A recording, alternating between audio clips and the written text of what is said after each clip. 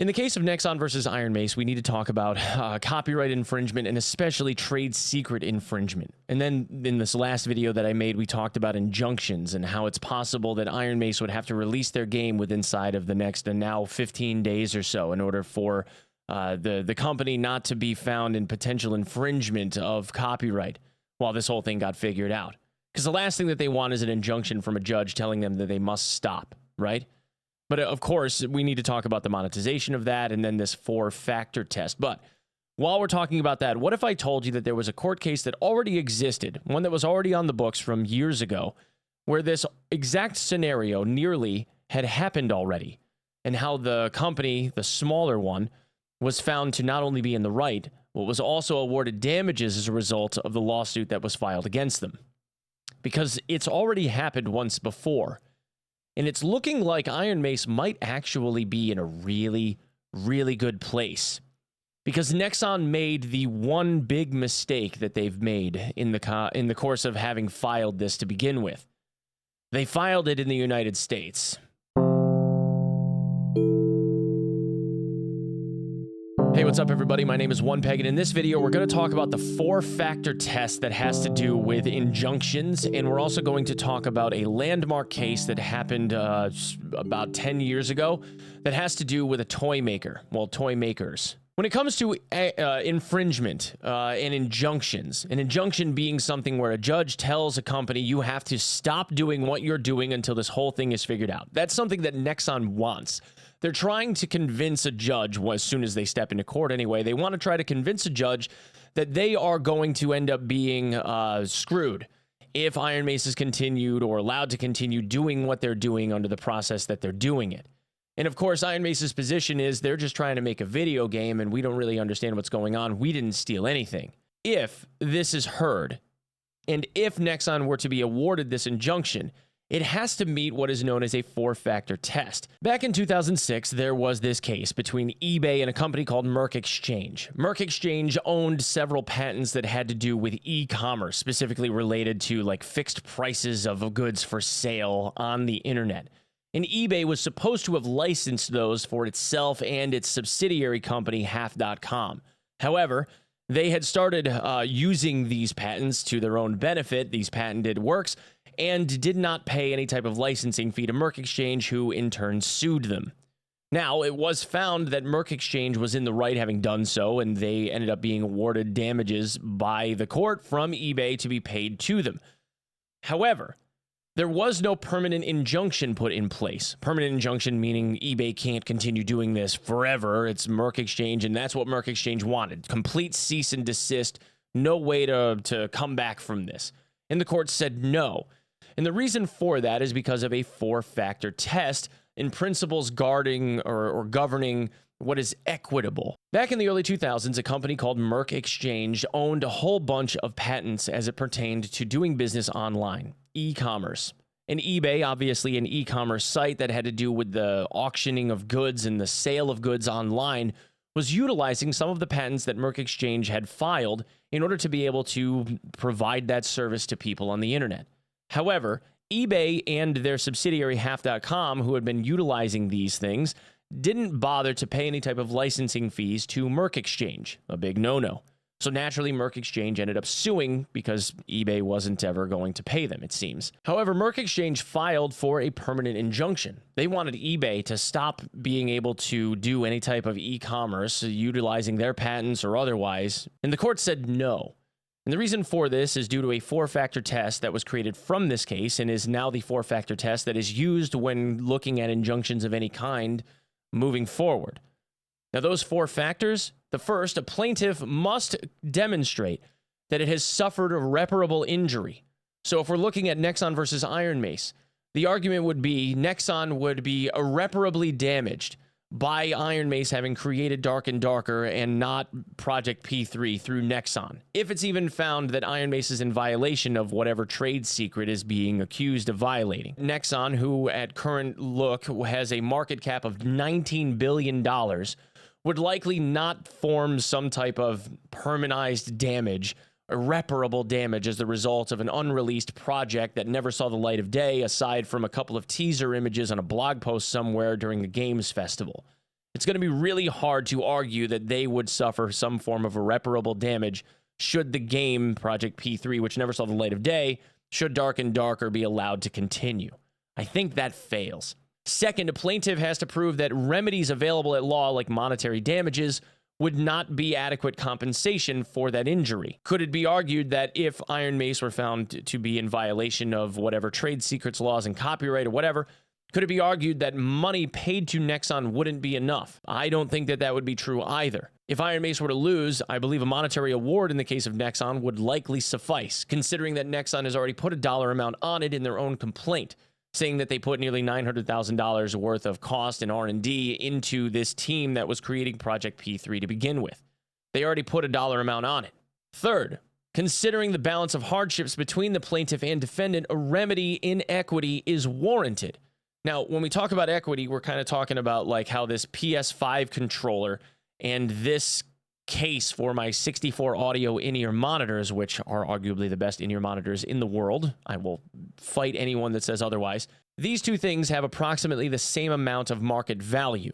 The controller being worth approximately $100 and this being like laser etched stainless steel with all kinds of R&D and just being a really nice piece are also worth approximately about $100. But would one or the other be considered equitable? Well, it depends on the situation and where you're using it. But a monetary amount, some monetary amount considered between the two would still create some form of equity. But when we talk about damage, we talk about whether or not the taking away of one or two of these would be more damaging than the other. If 64 Audio were to be told that they could no longer create this case because of trademark infringement, it's not the mainstay of their business. The case itself isn't the thing that makes 64 Audio money. So the infringing part of this, if an injunction were awarded to tell them that they couldn't like provide this case along with their in-ears for a while this thing got figured out, that isn't going to put 64 Audio out of business.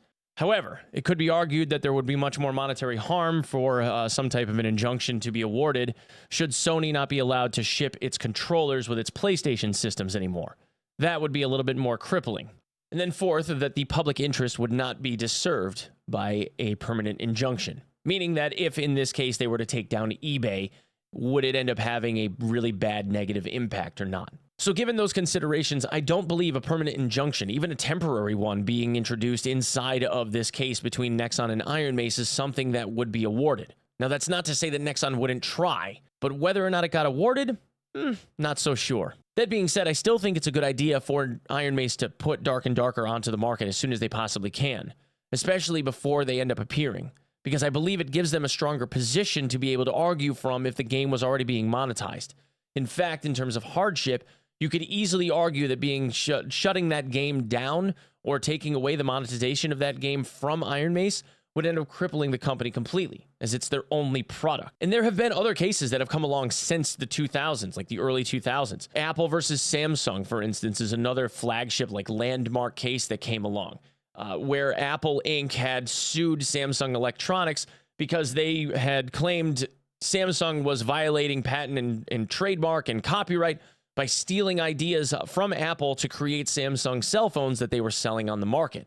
And as it turns out, Samsung was eventually found guilty of this. But Samsung was already selling cell phones on the market, and Samsung had these cell phones as a very, very large part of their business.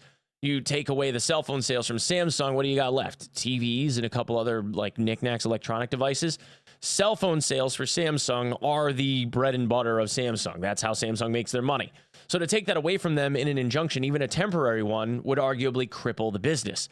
So naturally, the court was not going to award that, considering that it had been, 5 or 6 years since the date of the eBay case. And even though Samsung was ultimately found to be in violation of these copyright laws and had to pay a significant amount of money in damages to Apple, Samsung is obviously still able to sell their cell phones, and the amount of money in this case that was awarded to Apple just kept going up because Samsung was still selling cell phones that were violating these trademarks. So sometimes it's just going to increase the size of the nut that you have to pay out. It doesn't necessarily mean that you have to stop your business completely. But the big one here is the one that almost nearly mimics this story between Ironmace and Nexon. The story of Ironmace and Nexon is that these guys worked for Nexon at the time creating this project, and then they took their idea with them and moved and created a new company. Now, they say that they didn't take any actual materials. They didn't copy anything. There wasn't any files actually transferred to Ironmace. And obviously, there are people that believe that and people that don't. And all that stuff comes out in the wash, right? That's why we have court, so that people can show the evidence and see if that's actually true or not. The question then becomes, is an idea something that is copyrightable? Can an idea, if somebody comes up with it working for one company, and then they leave with their idea and start bringing that to fruition at another company, is that something that a company can sue for? And would that company win? Well, as it turns out, something like this has already happened. It involves this guy, Carter Bryant, a 30-something working as a clothing designer. But he wasn't working as a clothing designer for people. He was working as a clothing designer making clothes for dolls, specifically Barbie. And in the year 2000, he came up with this sketch of an idea. These bratty-looking teenagers that were clothing obsessed. The girls with a passion for fashion, he called them. And in the summer of 2000 or so, he ended up putting together with like various bits and bobs, a doll head from here, a pair of Ken boots from there, and some scraps of clothing or cloth laying around the studio. He ended up putting together this mishmash of a doll that he ultimately referred to as the Bratz. 2 weeks before he ends up quitting from Mattel, he sells the idea for the Bratz dolls to a rival company, MGA Entertainment. And in the course of about a year, 6 months or so, now we want to talk about sped up timelines, somebody that's already familiar with the industry that's able to piece together a doll ready for market inside of 6 months, unheard of, right? The R&D involved in that must take forever. However, fast track the timeline, he ends up selling his idea to MGA Entertainment, and in 2001, they released these 4 dolls, the Bratz: Jade, Chloe, Yasmin, and Sasha. And between the year 2001, where they sell approximately $98 million worth of Bratz dolls, fast forward to 2003, just 2 years later, they sell $1 billion, with a B, $1 billion worth of Bratz, which is the first time that any doll that had come along since Barbie in 1959 was able to actually rival sales of Barbie. Mattel freaks out. They sue MGA, violation of trade secrets. Carter Bryant had been working for Mattel and designed these dolls while he was working for Mattel on Mattel payroll, after all, right? Carter ends up moving to MGA. MGA makes all the money, ends up making Mattel sweat. Mattel wants their due and proper. Well, as it turns out, the judge didn't agree with that. The case did not go Mattel's way. In fact, Mattel ended up having to pay MGA Entertainment for legal fees and whatnot because Mattel was found to be completely in the wrong, and MGA was awarded a counterclaim of approximately $88 million for restitution of legal fees and expenses associated with Bratz being put up for sale, and Mattel ended up trying to tarnish their name. This case arguably hinged on the testimony that was given by the CEO of Mattel at the time, Robert Eckert. Say I'm 18, doodling away. I place my doodles in my parents' house in one of the drawers of my teenage closet. 20 years later, I'm hired by Mattel. I visit my parents' home and find the doodles. Does Mattel own them? Yes, Eckert said. Probably yes. So the question then becomes, when did the idea for Dark and Darker end up arising?